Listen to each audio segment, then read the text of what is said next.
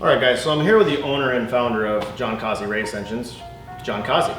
And I just wanted to get you guys to get to meet and see the face behind some of this genius that we work on together. A lot of tuner shops, they kind of hide the face behind their engines because they're scared of possibly somebody coming in and undercutting or doing something that happens a lot in this industry. I'm not worried about that. We've been together for years now. We've been working together. We've gone through some ups and some downs and some battles together, and there's a lot of trust there. So I wanted you guys to meet Jon, and I just wanted to give you some idea of what he's been through and what's happened as far as his shop is concerned. So how long have you been doing this, Jon? Well, altogether about 50 years. Nice. Actually more than 50, but I've been in business for 40 right now. 40 years with this name? Yeah, we've been in this building for 21 years. Oh, wow. Wow. That's awesome. So, as I said in my little video that I did by myself, yes, this place has been around for a long time. And I was telling them before, there's just a lot of things. There's all engines. They're all air pumps. A lot of the stuff moves the same way. So I was telling them before, like, some of the authority I've seen here is when we come in and we get one of these little 6-cylinders that's doing something stupid. And it's like a light bulb, like, well, that happened way back in the day on this other engine. Right. You know, that's something that we see. Well, it's something that it's a progression for 50 years. You know, you have all these problems. That a lot of what we do here is solve problems. You know, it's just like everything that comes in isn't perfect. You just don't buy all these parts and they all assemble just right. There's always, it's like a big chess game. This happens and this happens and this happens, and you have to get them all to work together. And it doesn't matter really what it is. We like to see new stuff. We don't work on the same thing all the time. There's plenty of different projects here. Yeah. But if you have enough different projects, you learn from one to carry it over to another. Right, right. So, yeah, I want to tell the story a little bit because when I called over here and I asked, I said, hey, listen, you know, I want to start a great relationship with a machine shop that's local, that I can go drive to, that I can hang out with.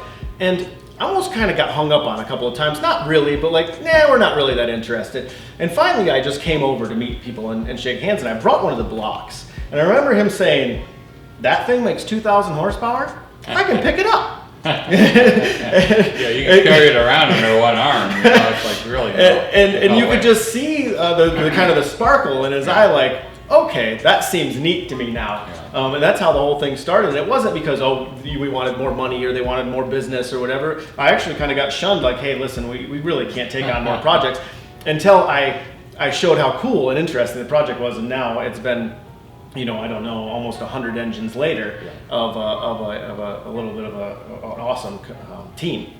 One other thing I wanted to talk about, because I don't know the details of it as much as I should anyway, as well, is Engine Masters.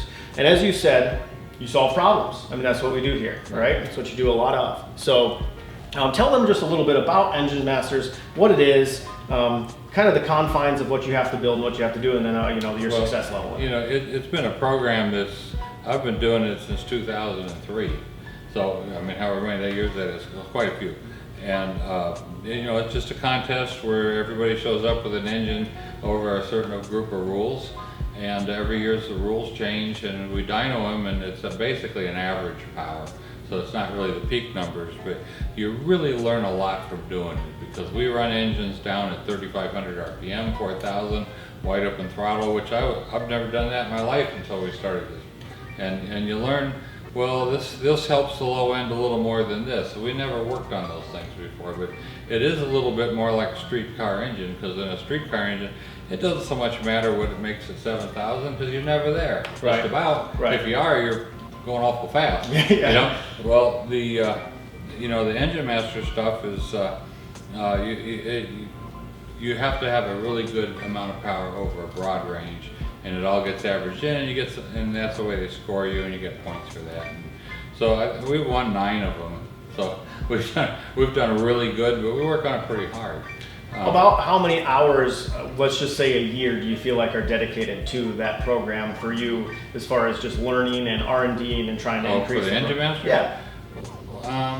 There's probably 3 or 4 weeks solid every year. It depends. There's been years where it paid $75,000 to win. We spent a lot more time on those. You know? Right. Some years it was way less. So if the money was way less, the effort is way less, because it's not really as important to us. Right. But, we won a lot of the big ones. So those years, but you know, took quite a bit. But fortunately, my guys here pitch in and do their part. I don't have to do a lot but work on it. Yeah. So I'm working on one right here now for next week. Wow. Yeah, so just to get you guys a little idea, so we'll call it 30 days, a month of the year. You know, of course, there's lots of employees doing other things, but that are dedicated by a guy that's been doing this for 50 plus years and his group of staff that he gets to bounce things off of course, just trying to make sure and figure out how to make this one little package make as much horsepower from this RPM to that RPM as possible. Do you have any idea how many trial and errors, how much trying, how much figuring out, different headers, different intake manifolds, different injector placements? Everything. I mean, anything you can imagine to just get that little tiny edge on the competitor. Right.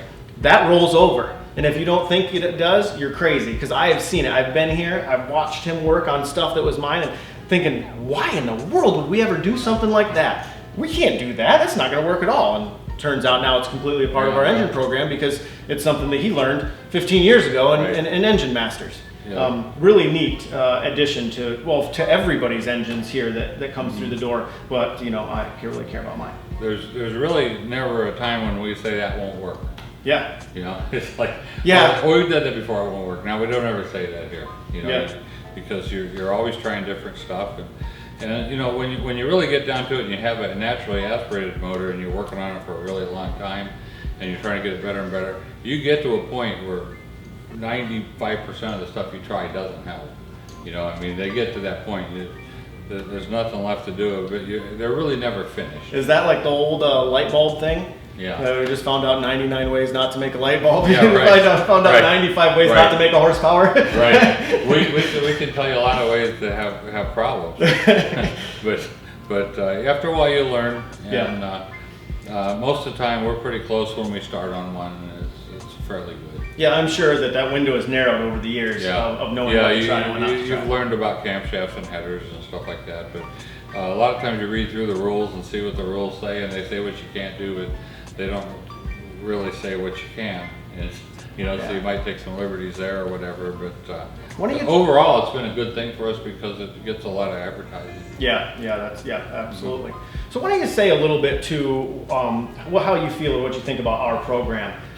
You know, this is the video we're doing a little bit about our program together and how we work in unison. And I've said over the camera a couple of times, you know, there's no finger pointing that goes on. And that's one of the things I love the most is, you know that I'm not going to do something stupid to the tune-up and not tell you about it. You know, if I bring a motor in here and say, yeah, I'm pretty sure we broke it, you know, that's fine. And if not, you know, I'm pretty forward about that as well. And you've been to my shop, you've watched my guys, you've watched dynos, the whole 9 yards, right? So that unison I feel like is super powerful. I'd love to know kind of your side of it. Well, we when we first started on these things, you know, all it is we're just doing part of it, so we don't do the finished part. But you know, we learn along with you. Say, well, we don't like those rings as much, or you know, that bore finish isn't as good, or whatever. But we're actually making plans to maybe do a little dyno in here at our place where we could do some testing on them and stuff. But that's in the works. It's top secret. But it's just kind of back and forth. You know, you figure out what works. You know, if there's a problem with the oil system, we work on it. You know, if it's a problem with the pistons or rods or cranks or whatever, we've got a lot more ideas on things that we haven't used yet. You know, as far as balance and all that other stuff that goes along with the short block. But one thing's been kind of nice for us is we just work on kind of like the major business part of that. Yeah, the meat and potatoes. Yeah, the meat and potatoes part of it, but we don't have to do all that legwork of putting it in the car and dressing it out and stuff. So it's really nice for us. Yeah. We don't have,